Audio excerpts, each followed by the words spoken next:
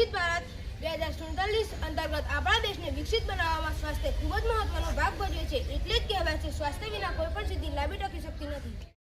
આજકાલ એલોપેથિક અને એન્ટીબાયોટિક દવાઓનો ભરપૂર ઉપયોગ થાય છે, જેના લીધે શરીરમાં આડઅસર થાય છે. સાથે દવાઓ ખર્ચાળ પણ છે.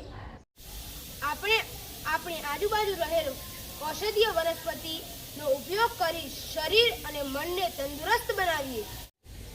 તો ચાલો આપણે આપણી આજુબાજુ રહેલ ઔષધીય વનસ્પતિ વિશે જાણીએ. તો તમે જાણો છો, આ છોડ અરડુસીનો છે. આ છોડ આપણા માટે ખૂબ જ ઉપયોગી છે.